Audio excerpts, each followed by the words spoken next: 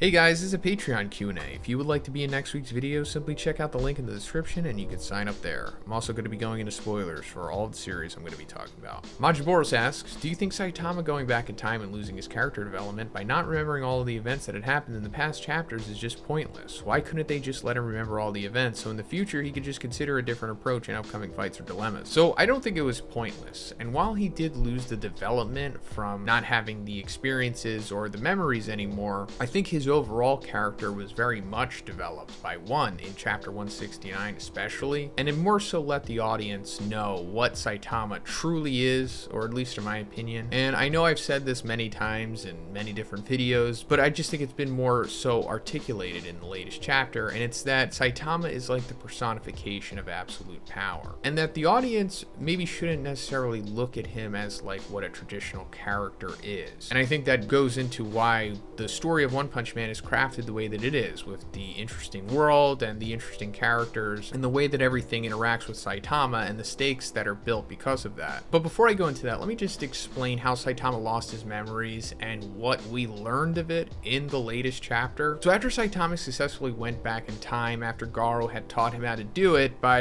essentially like manipulating dark energy and subatomic particles, he basically went to a parallel timeline that was technically in the past in relation to the future parallel world timeline that he had come from. And once he came back, he had defeated Garo with the Zero Punch, and his future form wound up merging with his past form. And because of this, he seemingly lost the memories of everything that had happened from chapter 166 to chapter 168. However, he was still holding Genos' core from the future, the core that was ripped out by Garo. And in the latest chapter, he gives Genos this core to check it out. And once Genos connects to it, it's revealed that somehow this core was like recording everything that had happened after it had been ripped out of him in the future timeline. But now Genos is aware of everything that had happened, and he tries to explain all of this to Saitama, but as we know, Saitama doesn't really care, and it kind of goes in one ear and out the other. But Genos basically tries to explain in this massive exposition dump that no matter how many parallel worlds exist, or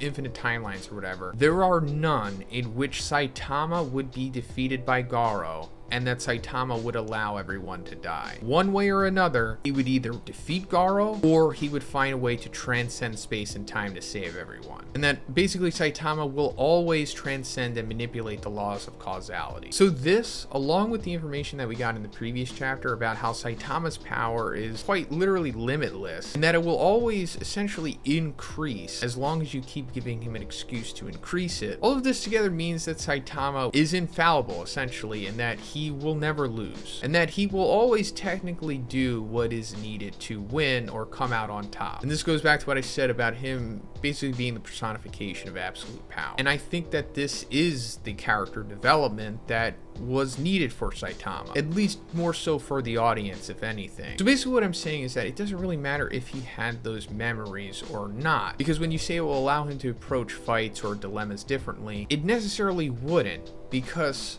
he always will approach them correctly, regardless of if he had this experience and memories or not. Now, aside from that, another reason why I think this is probably a good idea is because it depowers Saitama. Because remember, like I said, Garo had pushed him so far on his own individual power level that he had become so powerful that he could just sneeze the surface of Jupiter away, right? But now that he's regressed back to his previous state, he's obviously no longer that strong. Or at least he hasn't pushed himself to that level of strength, meaning that he's as strong as like the standard Saitama that we've come to know, which is as strong as he realistically needs to be at this point, so that the stakes can stay the way that they were. But also him lacking those memories and experiences also allows him to have them again, or have a similar set of circumstances happen to him, so that the story can progress without us having to think like, oh well, he already knows all of that, you know what I mean? Because we are still relatively early on in the story. At least by my estimation, we still have at least 2 sagas to go through that are equal to or greater in length than the Monster Association saga. So in the end, I think this was all ultimately necessary, and I think that the core having all of this information on it is also important, not just for Saitama and Genos to know, but also because I think it's probably going to be a key going forward into the story. Geruda asks, we've seen the effects of Aokiji and Akainu's Devil Fruit on Punk Hazard, from them going going all out. How crazy do you think Kizaru's abilities would be if he's legit out for heads and not arrests like on Sabaody? So we do kind of see this from Kizaru in the film Z movie. Like, I guess that's probably the most we've seen Kizaru go all out aside from Marineford. And yeah, he gets pretty crazy. Like, he could just make it rain light. And going back to Punk Hazard, we saw that they manipulated the environment with their Awakened Logia abilities. And I'm pretty sure Kizaru could do the same thing. And that's also possible why Eni's lobby is the way that it is. Like how it's always daytime there.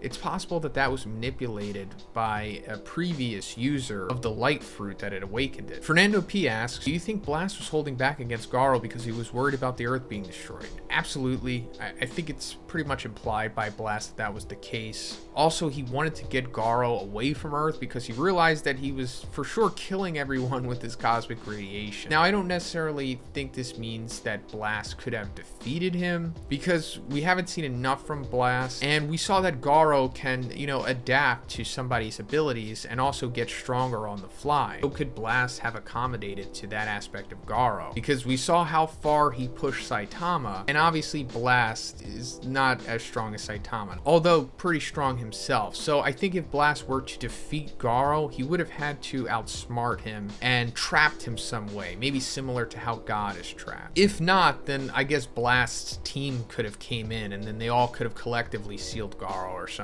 William H asks, here's a controversial one. What's your least favorite anime and why? So Dragon Ball GT for sure. It's kind of painful to get through it, in my opinion. Like the first 17 episodes or so are just awful. I mean, there are some moments in the series that are cool, of course, and I do like Super Saiyan 4's design, but most of it is just boring and nonsensical. And I just wish that they would make like a Brotherhood version of it or something, because there are some aspects of it that could be salvaged for sure and make something really interesting out of it. Anomaly asks, what type of evolution via awakening do you think Bakugo can get that would put him at the very least twice as powerful? So I know that you submitted this question before the latest chapter, but we actually kind of saw what his awakening could be, or something that could just make him twice as powerful, because instead of having the nitroglycerin dispersed from just his palms, we saw that it dispersed from pretty much most of the pores in his body, which made him ultra fast. I think that if Bakugo was able to do that perpetually and it wasn't like detrimental to him, he could essentially have like his own version of full cowling by doing that, because he would just become like one big explosion. But in that way, it would just make him superhuman, kind of like how One For All does, except it would just be, constant explosions coming out of his pores, at least on a minuscule scale. CabbaFruit asks, are there 4 types of God in One Punch Man? I think there are 4 gods that are shown in the mangas that are all different beings, or is it eventually going to combine into one single god in the end? So I personally, at least, don't think that these are all different gods. I think these are just 4 different appearances of the one single god. Like, if you'll notice, it's all like various forms of the human body, kind of. Like, one is kind of like an ethereal circulatory system. One is like kind of like bony, fleshy kind of. One is like just musculature, like without skin. And then the 4th one that we see is kind of like, fully skinned, I suppose you could say. And I think these are just the various stages of God coming to being, because however he was trapped or whatever's going on with him, I think led to his form being stripped from him, essentially. Mr. Toby 1018 asks, assuming machines can't get divine energy, do you think because of this they can remove their limiter as well? So to be honest, I don't really know. I mean, I guess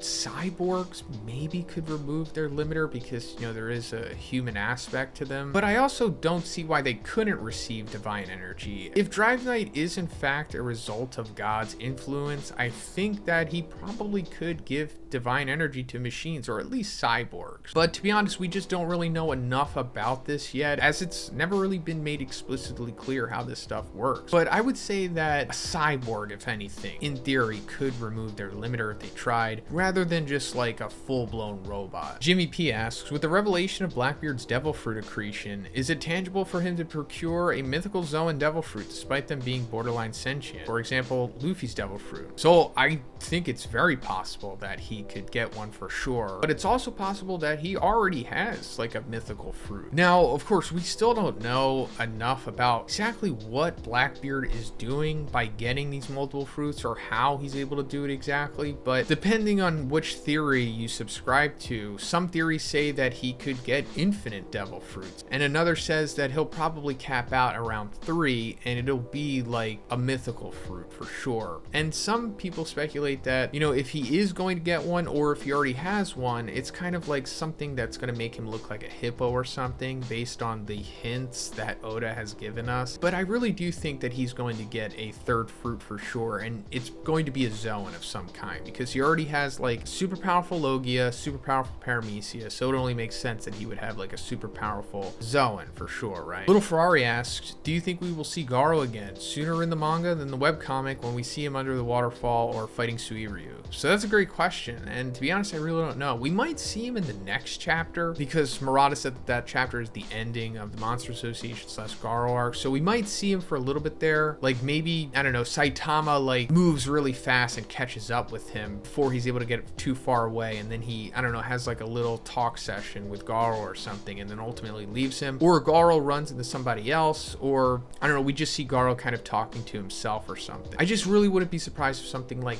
that happens in the next chapter, but then after that, we're probably going to go on a Garo hiatus for a while, kind of like how we did in the webcomic. And then, you know, considering how much the manga's continuity changes, anything is really on the table at that point, but I wouldn't be surprised if the next time we saw him after that would be like the whole waterfall thing with King. Rjseagles asks, do you think that if Saitama and Genos go to Dr. Kuseno to get repairs that he will get the upgrade? So yeah, for sure, he's going to get an upgrade after he gets repaired. Not really sure what's going to be in the manga, you know, considering the continuity is always different. But what you're thinking of here with getting attacked by the cyborgs, that actually happens much later on in the story than what's going to happen after the Monster Association arc. But also we have to remember that, you know, now that Genos has 2 cores, I'm sure he's going to give it to Kuseno, and Kuseno is going to record that information, of course, and that's going to lead to a whole other thing. But I think that he's probably going to incorporate both of the cores into Genos, which will make him, in theory, twice as strong, maybe? But yeah, that's pretty much it for the video today, guys. I want to thank all of my patrons for continuing to support me. Guys, thank you so much. I really do appreciate it. And once again, if you would like to be in next week's video, simply check out the link in the description. You can sign up there.